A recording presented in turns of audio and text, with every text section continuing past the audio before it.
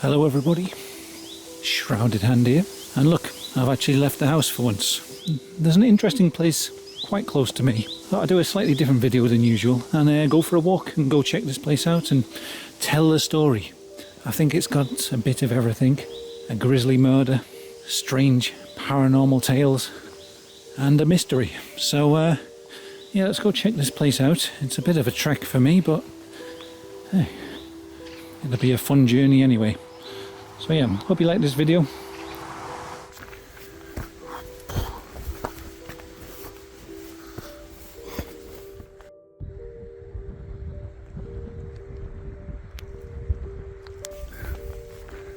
This is turning into a bit of a hiking video here. Speaking of walking videos, if anyone's seen my Sandown Glen video, this might be familiar to you. This was actually made by MacLeod from one of my favourite walking YouTube channels, the Cool Dudes Walking Club. So yeah, hopefully it brings me some luck today on my walk. On the 1st of November 1855, a 26-year-old surgeon named Robert Sterling set out to do some house calls. Sterling had recently moved from Scotland to the village of Burnopfield to work for Dr. William Watson. He was tasked with visiting various patients around Burnopfield before heading down into the nearby village of Spen and visiting more patients there. Most of Robert Sterling's possessions were still being transported from Scotland, so in order to keep track of time, he'd borrowed a silver watch from one of Dr. Watson's assistants, and he carried this on his person as he went about his house calls. After finishing the last of his calls in Spen, about 1 p.m, he began to walk down Smales Lane, heading back towards Burnopfield. And it's this lane that I'm heading to. Okay, I think we're coming up to our location now. Yes, here. Sterling Lane. This is where we need to be. Sterling Lane, which would have at one point in time been called Smales Lane. And we'll have a walk up here, just to see where it turns into Smales Lane. So yeah, we're currently on Smales Lane. This is where Robert Sterling would have walked after finishing his house calls. And he would be heading off this way. I believe at one point in time Smales Lane would have curled around here and carried on, but it's since been extended, and this bit of the road has become Sterling Lane, named after Robert Sterling. So yeah, if you can imagine 1855, this wouldn't have been built up like this. We wouldn't have had a Tesco Express over there. And this lane would have just curved around and continued all the way down to the River Derwent, where it met the Burnopfield Road. So we'll continue down that way, following the path of Robert Sterling as much as we can.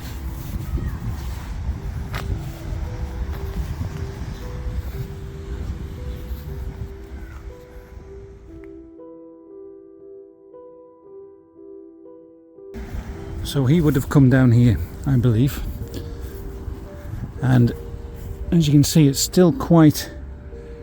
I'll actually get over there and have a look. Yeah, you can see there's, it's quite built up over here, but I don't think these houses would have been there at the time. From what I've heard, it was quite a desolate area, and you can see over here it's still quite it's quite overgrown. I'll probably have a look a bit closer. But yeah, on this side of the road, the ground steeply slips away down into the valley, and then at the bottom is the River Derwent, which runs right through this area. And yeah, this was the haunt of poachers and all kinds of ne'er-do-wells. As Robert Sterling got to the end of Smales Lane, he was set upon by two men who emerged from bushes on the side of the road. They shot him in the belly with a rifle, and then they dragged him into the bushes, where they viciously assaulted him. A farm labourer who was working on the other side of the river said that he heard a gunshot followed by cries of "oh dear." He then heard the sounds of hands clapping and shouts of "hoi hoi." Little did he know that this was the sound of Sterling's attackers trying to mask his screams by mimicking the sounds of a hunt. When Sterling failed to return from his house calls, at first people assumed that he'd simply left his post without any notice. When news reached Sterling's father, he decided himself to come down from Scotland to Burnetfield to try and search for his son. He said that his son would never have left his post without telling somebody. A search was mounted and people searched around the area where Sterling was last seen. Eventually somebody noticed a hat discarded by the side of Smales Lane. This led down a bank towards the river and there they found Sterling's body. Now, the state of Sterling's body was pretty horrific. He hadn't just been murdered, he'd been brutalised. After shooting him in the stomach, his attackers had battered him in the face repeatedly with the butt of the rifle. Large sections of his face had been caved in. They'd also slashed his face with a knife before cutting his throat. Robert Sterling's corpse was found with his hands clasped together. In his hands they found a clump of grass. It was as if he'd been clutching at the ground in agony as his assailants butchered him. Okay, here I am on the Derwent Bridge, crossing the River Derwent. Now the reason why I've come here is because it might give us an idea on where exactly the attack took place. There's one eyewitness account of a drover who was coming across the bridge just before the murder took place, and he said he crossed over, and as he was coming up to the junction of Smales Lane, he saw two suspicious looking characters standing in the bushes at the side of the road. He said that one of them, he couldn't tell whether they were carrying a stick or a gun, but either way they looked very suspicious. He didn't like the look of them and he decided he was going to turn back, but just at that moment they turned and looked at him, so he just decided to carry on. He thought, they've seen me, I'll just carry on the way I'm going. To my mind it suggests that it was somewhere around this area. He's come across the bridge and he's coming up to the junction, which is just there, and he spotted two men at the side of the road. So yeah, to me it suggests it was sort of this area here, maybe up here. It's hard to tell because we don't know what the place looked like at the time. Obviously there's been a lot of paths and things built in, and we don't know how overgrown it was at the time, but either way it was probably somewhere around this area that the men were seen at the side of the road looking suspicious.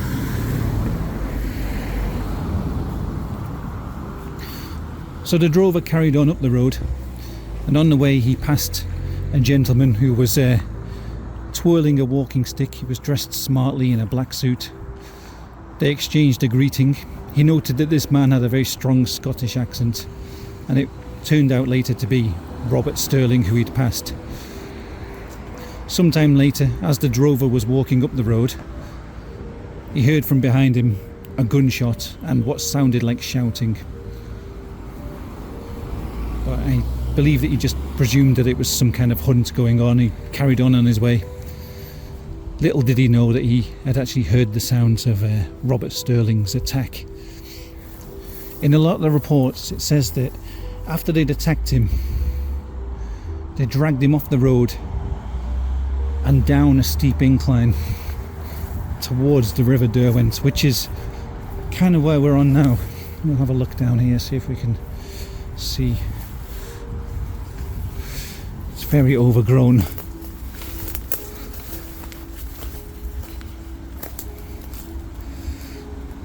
Yeah, you can get a good impression of what the place might have looked like.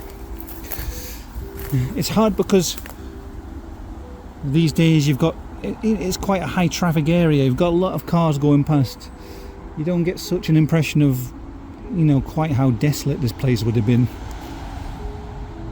This would have been a lone road. I don't imagine it's changed too much, because nothing's been built on this area, apart from the roads being probably widened and extended and stuff, but I think it probably follows the same sort of route, and this area down here doesn't seem like it would have changed too much. Robert Sterling's valuables were missing from his person, including the silver watch, but nobody knew who had done it. In order to get some leads, the police offered a £300 reward for any information that might lead to the killers. Eventually this reward was raised to £500, and eventually some leads started to come in. People had seen a number of shady characters around the area of Smales Lane, and two names in particular seemed to be repeated. That was a labourer named John Kane, better known as Whiskey Jack because he ran an illegal whiskey still, and a blacksmith named Richard Rain. Both Whiskey Jack and Richard Rain had been spotted hanging around in a suspicious manner close to Smales Lane on the day of the murder. The two men were brought in for questioning. Police found bloodstains on Whiskey Jack's clothing, and they found a blood-stained knife in his possession.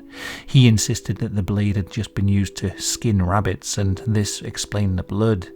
They also noticed that his jacket was missing a distinctive brass button, and they found a very similar button on the ground close to the scene of the murder.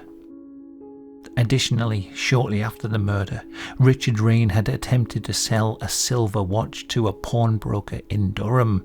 The pawnbroker had refused to take the watch, probably because she suspected it was stolen, and the watch was never found during any police investigations.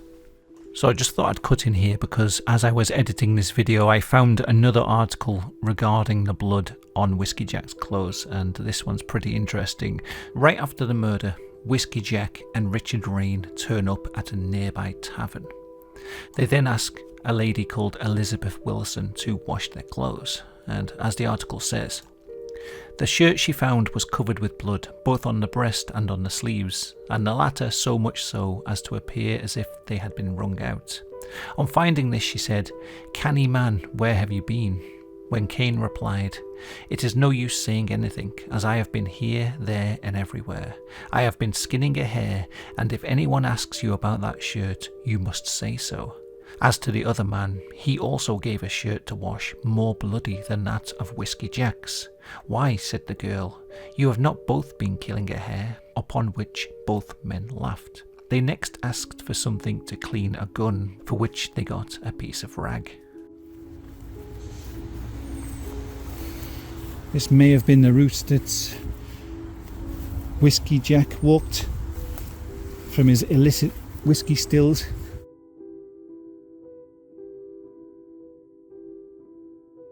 He may have known about these routes as a way of keeping off the lanes so he could pass by without being noticed, or it could have been a route that a poacher took.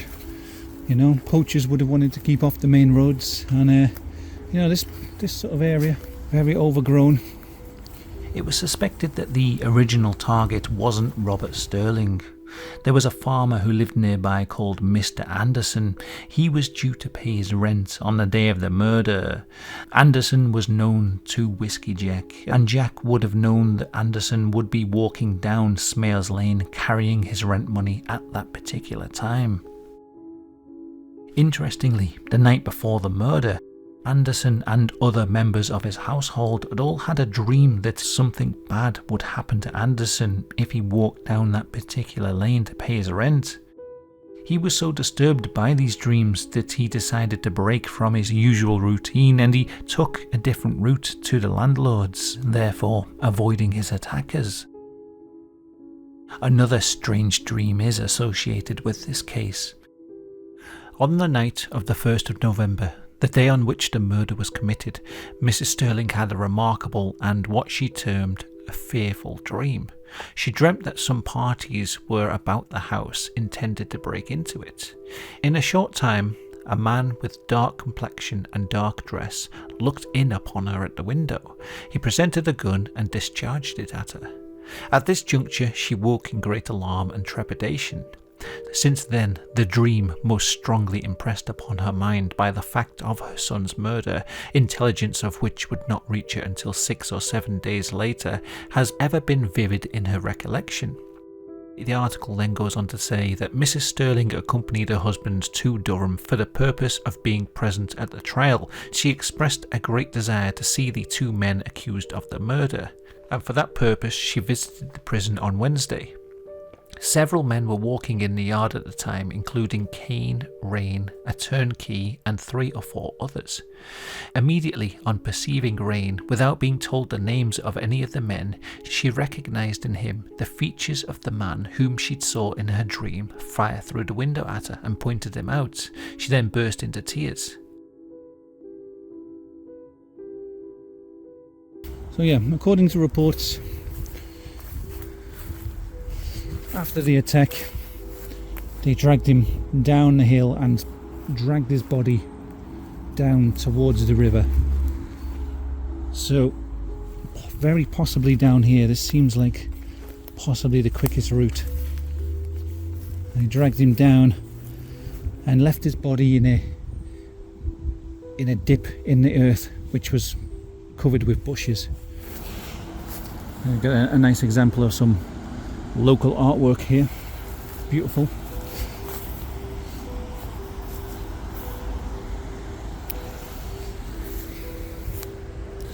Yeah, I don't think this would be a good place to hide a body nowadays. There's a lot of evidence of people coming down here. There's the River Derwent from close up, and that was the bridge that was stood on earlier, the Derwent Bridge. And that would have been Robert Sterling's route. You know, he would have, like, if you follow that road up, it goes all the way up to the village of Burnopfield, and he would have come down here, continued on to Spen, and done his house calls, and then he would have been heading back this way.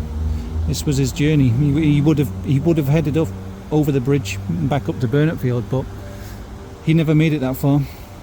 You know, he got probably about as far as that corner there, just on that junction, and that was it.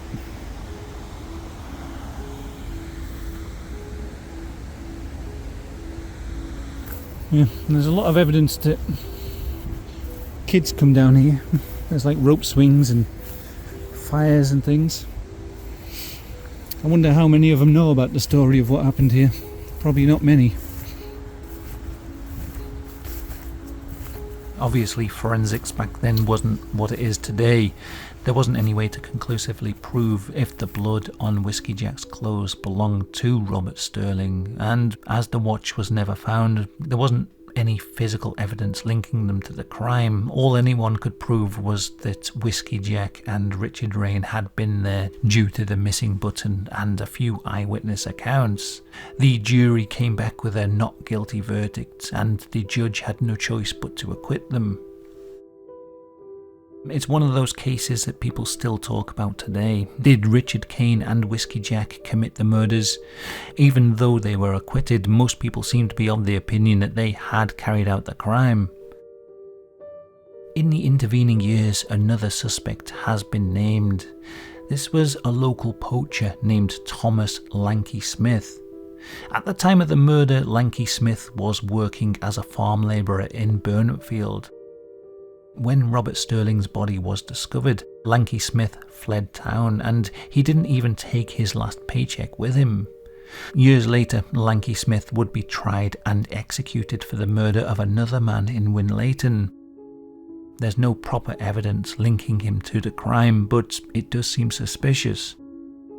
So, who carried out the murder? We don't know for sure. As of today, the case remains unsolved. There are a number of ghost stories attached to the area.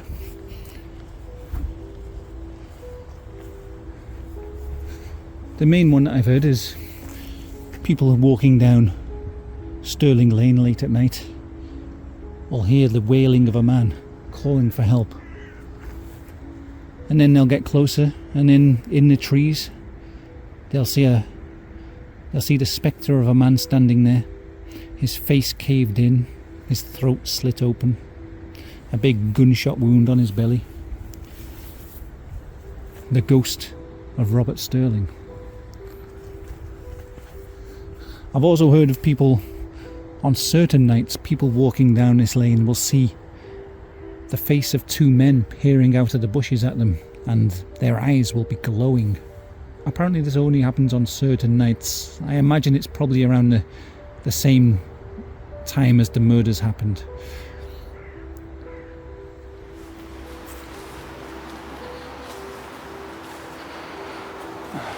The only thing is now, I'm not sure if I can find my way back up.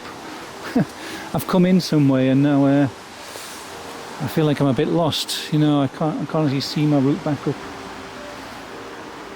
to the road.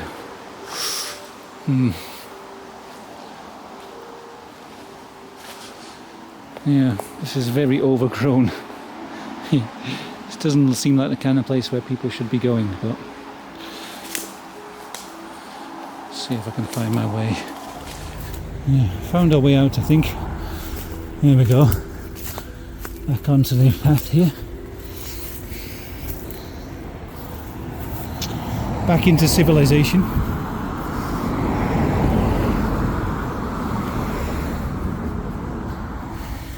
Hope you found this video interesting. I know it's been a bit different to my usual stuff. I've read about this story for quite a while and I've always wanted to come here and check out the area just to have a look at it, so let me know what you think of this video. I don't know whether this kind of format will go over well or not. But yeah, maybe every now and then I'll do a video where I go to an interesting location and do a bit of on-site filming. It probably won't replace my usual style of videos, but you know, every now and then to break things up.